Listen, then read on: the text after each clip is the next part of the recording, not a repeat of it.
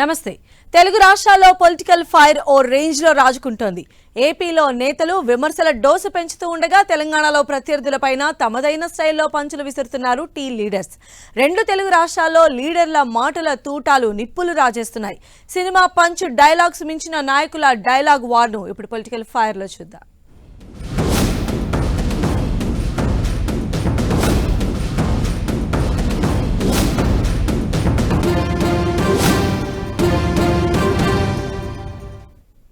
BRS Congress పైన hot comments చేశారు కేంద్ర మంత్రి కిషన్ రెడ్డి. బీఆర్ఎస్ కు ఓటు వేస్తే మునిగిపోతుందని చెప్పారు. కేటీఆర్ ను సీఎం చేసేందుకు కేసీఆర్ పని చేస్తారని, ఆ పార్టీ ఎంపీ సీట్లు గెలిచినా గెలవకపోయినా చేసేదేమీ లేదన్నారు. కేంద్రంలో కాంగ్రెస్ అధికారంలోకి వచ్చే పరిస్థితి లేదని, ఎన్నికల తర్వాత రాహుల్ గాంధీ విదేశాలకు వెళ్లిపోతారని తెలిపారు. ఇక తెలంగాణలో 17కు 17 సీట్లు బీజేపీ గెలుస్తుందని కిషన్ రెడ్డి ధీమా వ్యక్తం చేశారు. ఈ ఎన్నికల్లో టీఆర్ఎస్ పార్టీ కోటేస్తే అది మురిగిపోతాయి. ఆయన కొడుకును ముఖ్యమంత్రి చేయడం కోసమే చూశాడు. అందుకే ఈరోజు తెలంగాణ ప్రజలు టీఆర్ఎస్ పార్టీని వ్యతిరేకించారు, టీఆర్ఎస్ పార్టీని ఓడించారు. ఈరోజు కేసీఆర్ గాని ఆయన కొడుకు గాని ఎక్కడా కనిపించడం లేదు. వాళ్ళు ఈరోజు ఫామ్ హౌస్ కే పరిమితమయ్యారు. టీఆర్ఎస్ పార్టీకి ఒక సీటు గెలిచినా తెలంగాణకు వచ్చే లాభం లేదు. కాంగ్రెస్ పార్టీ రానున్న రోజుల్లో మరింతగా కన్నుమరుగయ్యే అవకాశం ఉంది. రాహుల్ గాంధీ నాయకత్వాన్ని కాంగ్రెస్ పార్టీ కార్యకర్తలు నాయకులు అంగీకరించడం లేదు. అందుకే కాంగ్రెస్ పార్టీ వచ్చే పార్లమెంట్ ఎన్నికల్లో ఏమాత్రం ఈరోజు దేశంలో బలమైనటువంటి పార్టీగా ఉండదు. ఏప్రిల్ పార్లమెంట్ ఎన్నికల తర్వాత సంవత్సరం పాటు విదేశాలకు వెళ్తాడు రాహుల్ గాంధీ. వచ్చేటువంటి ఎన్నికల్లో భారతీయ జనతా పార్టీ 17కు 17 సీట్లు గెలవాలనేటువంటి సంకల్పంతో ముందుకెళ్తా ఉన్నాం.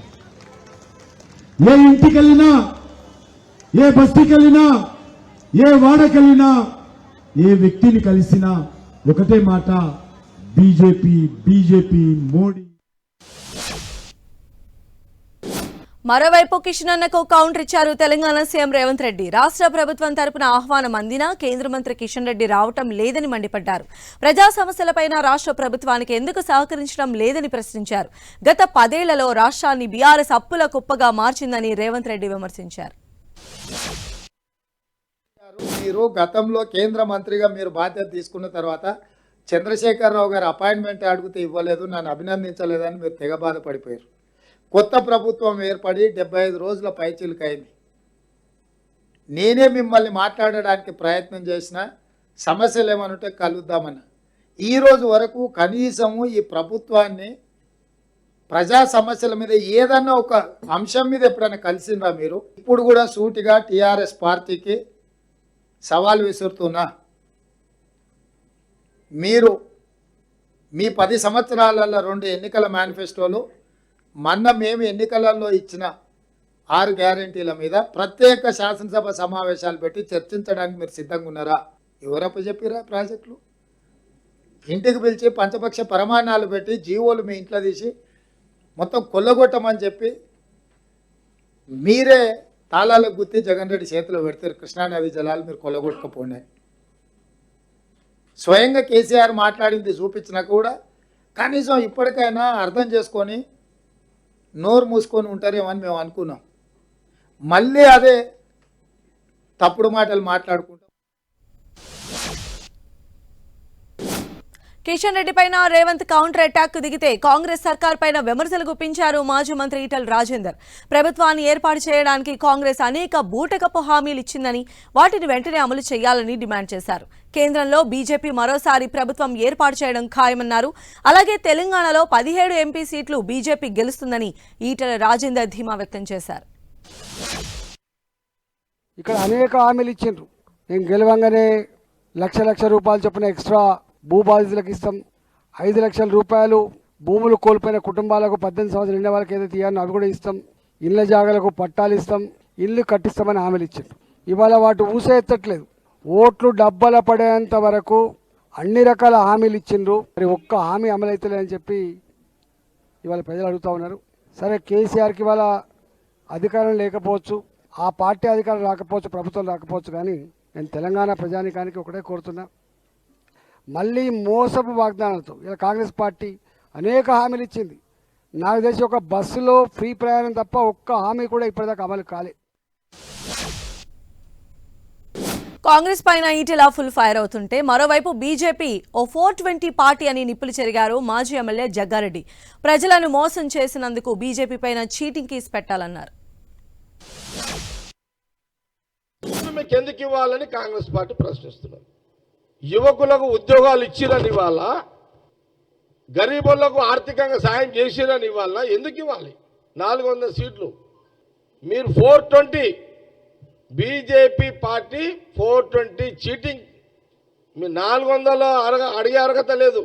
మీరు 400 మోసాలు చేసిన బీజేపీ పార్టీ ప్రభుత్వము మీ మీద 420 కేసు పెట్టాలి. మీ మీద చీటింగ్ చేసిరు భారతదేశ ప్రజలని.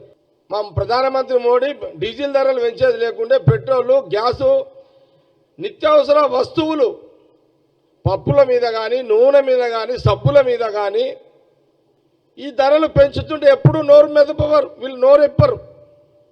ఎందుకంటే ఆ శక్తి, ఆ ధైర్యం, ఆ కెపాసిటీ కిషన్ రెడ్డి. జగ్గారెడ్డి ఒకవైపు బీజేపీని టార్గెట్ చేస్తే మరోవైపు ఇచ్చిన హామీలు ఎప్పుడు అమలు చేస్తారంటూ కాంగ్రెస్ ను ప్రశ్నించారు ఎంపీ బండి సంజయ్. 100 రోజుల పేరుతో కాంగ్రెస్ కాలయాపన చేస్తోందని, 80 రోజుల్లో అమలు చేయనివి 20 రోజుల్లో అమలు చేస్తారా అని ప్రశ్నించారు. మరో 10 రోజుల్లో ఎన్నికల నోటిఫికేషన్ రాబోతూ ఉండడంతో కాంగ్రెస్ 6 గ్యారంటీలకు మంగళం పాడే అవకాశం ఉందన్నారు. కేసీఆర్ సర్కార్ అక్రమాలపై కొట్లాడితే తనపై 100 కేసులు పెట్టారని బండి సంజయ్ చెప్పారు. ఉద్యోగాల కోసం కొట్లాడి జైలుకి వెళ్ళి మేమేమో కార్యకర్తలే. మీరు గట్టిగా కొట్లాడారు, కాంగ్రెస్ వాళ్ళు కొట్టారు. ఇప్పుడు మాట్లాడడానికి కొట్లాడిందా? మీ పిల్లలు ఉద్యోగం కోసం కొట్లాడిందా? ఇప్పుడు నా మీద మాట్లాడుతుండ్రు కదా, మీ పిల్లలకు ఉద్యోగాలు కావాలని చెప్పి టీఎస్పీఎస్సీ పేపర్ లీక్ చేస్తే ఈ పెద్ద మనిషి కొట్లాడిండా? మన కొట్లాడే జైలుకి పోతే మా పార్టీ కొట్టాలి. మరి గట్టిగా రొటేషన్ అర్థం కాలేదు. మీరు 100 రోజుల చేస్తానని నువ్వే, మేము అడిగిరా 100 రోజులు చేయమని మీరు అడిగిర్రా? చేస్తానది వాళ్ళు 6 గ్యారెంటీ 100 రోజుల పాటు మేము ఏదైనా చేస్తామన్నారు. చేయాల్సింది మీరే. 2 ఇచ్చి ఏదో బిస్కెట్ వేసినట్టు వేసి మళ్ళా ఓట్లైంది. ఇప్పుడు 2 ఇష్టం ఇప్పుడు అవుతుందా అంటున్నాడు. మళ్ళీ మరి అవుతుందా కానప్పుడు మరి మోడీ గారు ఇస్తానడా? ఆయన ఏమంటాడా, బండి సంజయ్ ఢిల్లీ నుంచి వర్క్ రావాలి అన్నాడట. మరి నువ్వేం చేయాలి? ఢిల్లీ వాళ్ళు పైసలు ఇస్తేనే ఈ 6 గ్యారెంటీలు అమలు చేస్తామని చెప్పాలి. మరి అప్పుడు చెప్తే ఇక తెలంగాణ అంటే బీజేపీకి చిన్న చూపు అని ఆరోపించారు బీఆర్ఎస్ నేత మన్నె క్రిసాంగ్. కేంద్ర బడ్జెట్లో రాష్ట్రానికి అన్యాయం జరిగినా కాంగ్రెస్ పార్టీ కనీసం ఖండించలేదన్నారు. బీజేపీని కాంగ్రెస్ ఎప్పుడూ ప్రశ్నించదని, రాష్ట్రానికి కేంద్రం చేస్తున్న అన్యాయాలపై గళమెత్తేది బీఆర్ఎస్ మాత్రమే అన్నారు.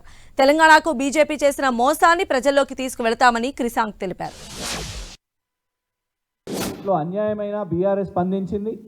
ఈ 3 నెలల నుంచి కాదు, మొత్తం అసలు భారతీయ జనతా పార్టీ పరిపాలనలోనే తెలంగాణకు భారతీయ జనతా పార్టీ కేంద్రంలో ఉండి చేసింది శూన్యం. ఇది పార్లమెంట్లో మాట్లాడే ధైర్యం కిషన్ రెడ్డి గారికి కానివ్వండి, బండి సంజయ్ గారికి కానివ్వండి, ఇంకా ఎవరికి కూడా లేదు. కాబట్టి ఖచ్చితంగా ఇదే విషయాన్ని రేపు పార్లమెంట్ ఎన్నికల సందర్భంగా బీఆర్ఎస్ తెలంగాణ ప్రజల ముందు పెట్టబోయే అజెండా ఇదే. అడగడానికి కాంగ్రెస్ ముందుకు రాదు, చేయడానికి భారతీయ జనతా పార్టీ ముందుకు రాదు. మరి ఎందుకు ఓటేయాలి? రూపాయి అని భారతీయ జనతా పార్టీ కనీసం తెలంగాణ రాష్ట్రం యొక్క పేరు కూడా వాళ్ళ బడ్జెట్లలో కనబడదు. కనీసం ఒక రూపాయి కార్యక్రమాలు కూడా చేయరు. గత ఎన్నికల్లో చిత్తుగా ఓడిపోవడంతో బీఆర్ఎస్ నేతలు ఇష్టం వచ్చినట్లు మాట్లాడుతున్నారన్నారు ఏఐసీసీ కార్యదర్శి సంపత్ కుమార్. 10 ఏళ్లు యువరాజుగా కొనసాగి రాష్ట్ర ఆర్థిక వ్యవస్థను కేటీఆర్ చిన్నాభిన్నం చేశారని ఆయన ఆరోపించారు. ఇంకా 24 ఏళ్లైనా కారు సర్వీస్ షెడ్ నుంచి బయటకు రాదని ఎద్దేవా చేశారు. ప్రభుత్వంలో భాగస్వామిగా ఒక యువరాజుగా కొనసాగి విచ్చలవిడిగా నిరాఘాటంగా అవినీతికి పాల్పడి ఆర్థిక వ్యవస్థని చిన్నాభిన్నం చేసి విచక్షణ కోల్పోయి ఈ రకంగా మాట్లాడని కాంగ్రెస్ పార్టీ తీవ్రంగా ఖండిస్తుంది.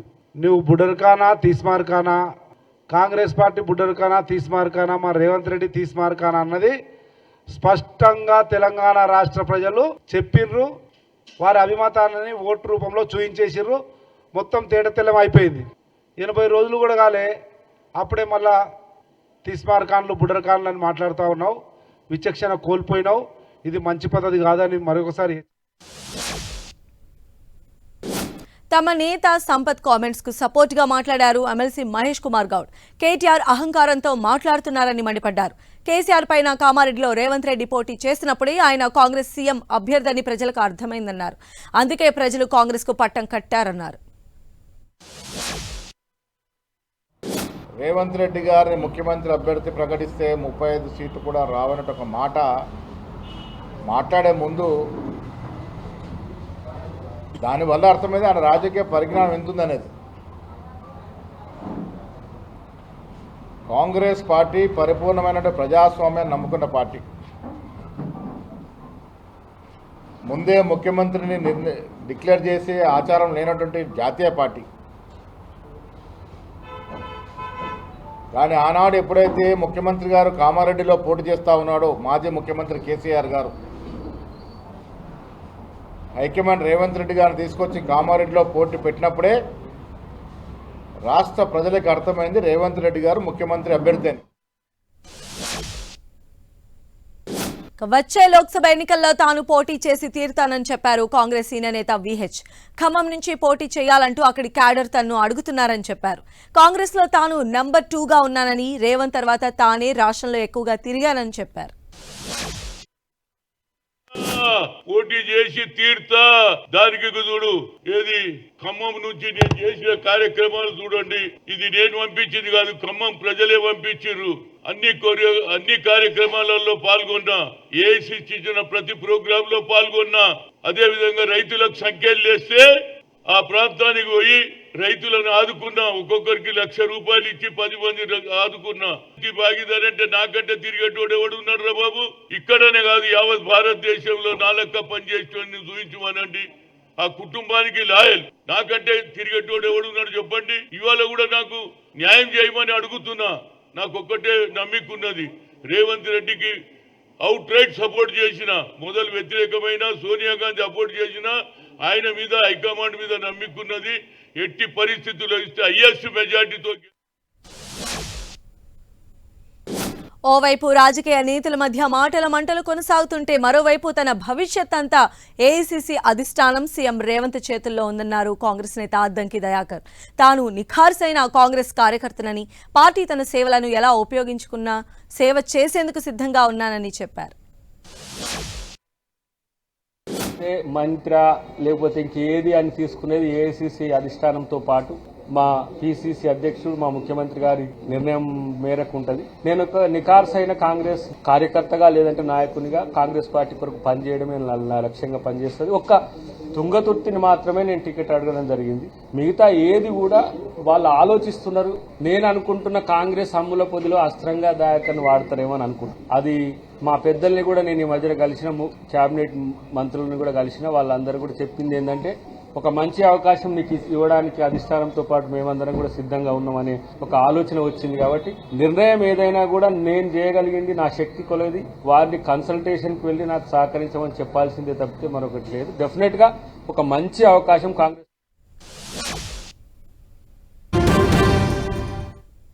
Welcome back. టీడీపీ అధినేత చంద్రబాబు పైన విమర్శల వర్షం కురిపించారు ఏపీ సీఎం వైఎస్ జగన్. 3 సార్లు సీఎంగా 35 ఏళ్లుగా ఎమ్మెల్యేగా ఉన్నప్పటికీ కుప్పం నియోజకవర్గానికి చంద్రబాబు నీళ్లు కూడా తీసుకురాలేదని విమర్శించారు.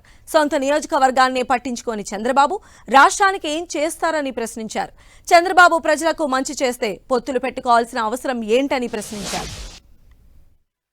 35 సంవత్సరాలు ఎమ్మెల్యేగా ఉండి 14 సంవత్సరాలు ముఖ్యమంత్రిగా ఉండి కుప్పం బ్రాంచ్ కెనాల్ పనులు పూర్తి చేయలేకపోయారు అనంటే, కుప్పానికే నీరు తీసుకొని రాలేదు అనంటే, కుప్పానికే ప్రయోజనం లేని ఈ నాయకుడి వల్ల ఇక రాష్ట్రానికి ఏం ప్రయోజనం ఉంటుందో అందరూ కూడా ఒక్కసారి బాగా ఆలోచన చేయాలని చెప్పి కోరుతా ఉన్నాను.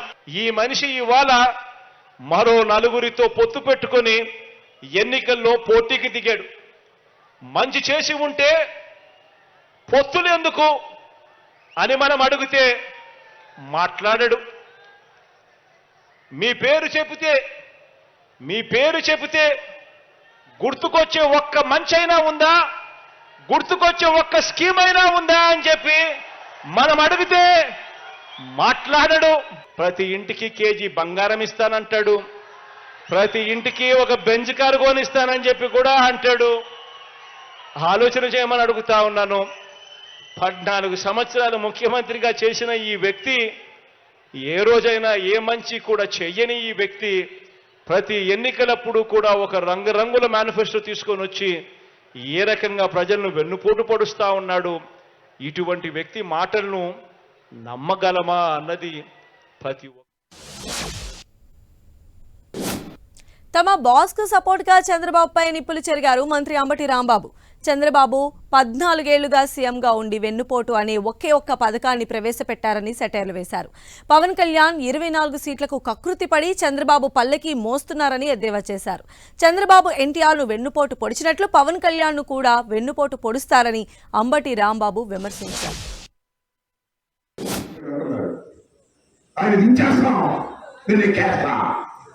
ఎక్కినప్పుడు ఏం చేసావు అని అడుగుతా ఉన్నా. ఎక్కి రాష్ట్రాన్ని సర్వనాశనం చేశావు, 14 సంవత్సరాలు పరిపాలన చేశావు, ఒక్క పథకాన్ని కూడా తీసుకురానటువంటి దుర్మార్గమైన ఆలోచన చేసినటువంటి వ్యక్తి. తెలుగుదేశం పార్టీ 14 సంవత్సరాల అధికారంలో ఉంటే ఒక్క పథకం చెప్పమని అడుగుతాం. ఒకే ఒక పథకం గుర్తొచ్చింది చంద్రబాబు నాయుడు చెప్పగానే. ఏంటో తెలుసు, అది వెన్నుపోటు కస ఇంటి రావాలని గుర్తించాడు.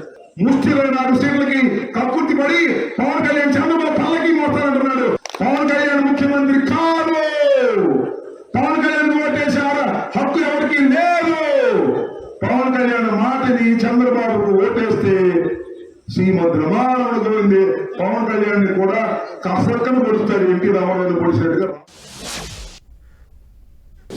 ఇచ్చిన హామీని నిలబెట్టుకునే వ్యక్తి సీఎం జగనేనని చెప్పారు ఏపీ మంత్రి కాకాణి గోవర్ధన్ రెడ్డి. మాజీ సీఎం చంద్రబాబుకు ప్రజలకు 3 నామాలు పెట్టడం అలవాటైపోయిందని విమర్శించారు. నియోజకవర్గాల్లో ఉన్న అపరిష్కృత పనులను పూర్తి చేసిన వాడే నిజమైన నాయకుడన్నారు. కానీ టీడీపీ నేతలు ఓ పాంప్లెట్ తీసుకొచ్చి బాబు షూరిటీ భవిష్యత్తుకు గ్యారంటీ అంటారని ఎద్దేవా చేశారు. గ్రామానికి వస్తే గ్రామంలో ఏదో ఒక అభివృద్ధి కార్యక్రమాన్ని ప్రారంభించాలి, లేదా గ్రామానికి సంబంధించినటువంటి ఇదిగో మీరు కోరినటువంటి ఈ అభివృద్ధి నేను చేస్తాననేటువంటి హామీ ఇవ్వాలి, లేదా చిరకాలంగా సుదీర్ఘకాలంగా అపరిష్కృతంగా ఉన్నటువంటి సమస్యలకి పరిష్కారం చూపించాలి. ఆ విధంగా పనిచేసేటువంటి వాడు నాయకుడు అవుతారు తప్ప నేరుగా గ్రామానికి రావడం, ఒక పాంప్లెట్ ఇవ్వడం, మమ్మల్ని జగన్మోహన్ రెడ్డి గారిని. టీడీపీ జనసేన అతుకుల బొంత అని విమర్శించారు సజ్జల. టీడీపీ జనసేన అసంతృప్తులు వైసీపీలోకి వస్తామని రిక్వెస్ట్ చేస్తున్నట్లుగా చెప్పారు. నేతల ట్రాక్ రికార్డ్ చూసిన తర్వాతే పార్టీలోకి తీసుకుంటామన్నారు. గంపగుత్తగా వచ్చినంత మాత్రాన ఎవరిని పడితే వారిని చేర్చుకోలేమన్నారు. అతుకుల బొంతలాగా వేరే వాళ్ళు కూడా అకామిడేట్ చేయాలి, జనసేన అకామిడేట్ చేయాలి. కానీ దానికి ఇవ్వాల్సిన దానికంటే అన్యాయంగా ఆయన ఎన్ని ఎక్స్పెక్ట్ చేశాడో తెలియదు, లేదా జనసేన నాయకుడు పవన్ కళ్యాణ్ గారి అనుసరించే వాళ్ళు ఎన్ని ఎక్స్పెక్ట్ చేశారో తెలియదు. కానీ నిన్న ఘోరంగా అవమానించి 24 సీట్లతో చుట్టేసి ఏదైతే ప్రకటించారో నిన్న జరిగింది చూశాక అసలు మామూలుగా అయితే అసంతృప్తి ఉండకూడదు. అక్కడ వదిలేసి 24 ఇంకా చాలా ఉన్నాయి. మరి అక్కడికే అసంతృప్తులు మొదలవుతున్నాయి. మాకు సంబంధించినంత వరకు ఒకటే, అది వాళ్ళ పార్టీ ఇంటర్నల్ అఫేర్. ఎక్కడైతే అక్కడ నుంచి ఇప్పటికే చాలామంది అడుగుతున్నారు, వాళ్ళ రికార్డు కూడా బాగానే ఉంటాయి, కన్సిడర్ చేయొచ్చు. కానీ ఏదో గంపగుత్తగా వస్తున్నారు కాబట్టి వాళ్ళందరినీ తెచ్చుకొని బలహీనంగా ఉన్నప్పుడు మాత్రమే పొత్తులు అవసరమవుతాయన్నారు వైసీపీ నేత అప్పిరెడ్డి. ఎవరెన్ని కుట్రలు చేసినా సీఎం జగన్ ఘన విజయం సాధించడం ఖాయమన్నారు. ఏపీలో 175కు 175 సీట్లలో వైసీపీ గెలుపొందుతుందని అప్పిరెడ్డి ధీమా వ్యక్తం చేశారు. మాకైతే ఎందుకంటే ఇప్పటికే రాష్ట్రంలో జరుగుతున్నటువంటి రాజకీయ పరిణామాల ప్రక్రియను చూసినా, వాళ్ళు పొత్తులు పెట్టుకుంటున్నటువంటి వైనాన్ని చూసినా, ఎందుకంటే పొత్తులు ఎప్పుడు పెట్టుకుంటారు, సహజంగా వాళ్ళు బలహీనంగా ఉన్నప్పుడు, వైఎస్ఆర్ కాంగ్రెస్ పార్టీ ఎదుర్కొనే పరిస్థితి లేనప్పుడు, జగన్మోహన్ రెడ్డి గారి నాయకత్వాన్ని ప్రశ్నించలేనటువంటి పరిస్థితులు ఉన్నప్పుడు మాత్రమే పొత్తులకి వెంపర్లాడతారు. ఇక కేంద్రం పైన ఫుల్ ఫైర్ అయ్యారు సిపిఐ రాష్ట్ర కార్యదర్శి రామకృష్ణ. గత 10 ఏళ్లలో దేశానికి బీజేపీ చేసింది శూన్యమని, ఇది ఫెయిల్యూర్ ప్రభుత్వమన్నారు. ప్రతిపక్షాలను బ్లాక్మెయిల్ చేస్తూ కేంద్రం కేసులు నమోదు చేయిస్తోందని దుయ్యబట్టారు. దేశంలో అధికారంలో నరేంద్ర మోడీ ప్రభుత్వం ఈ దేశానికి ఏముందో ఏం చేసిందో చెప్పమని అడుగుతా ఉన్నాం. ఈ దేశంలో రైతుల కష్టాలు ఏమైనా తీర్చారా? పేదవాడి ఇబ్బందులు ఏమైనా తీశారా? మైనారిటీల గురించి ఎప్పుడైనా మాట్లాడారా? విద్యావంతులైన యువకులకు ఉద్యోగాలు ఏమైనా ఇచ్చారా? ఇది వాల్టీ పొలిటికల్ ఫైర్ విశేషాలు. మరిన్ని ఇంట్రెస్టింగ్ మాటల తూటాలతో రేపు మళ్ళీ కలుద్దాం. Keep watching 10 TV, the unbiased news channel.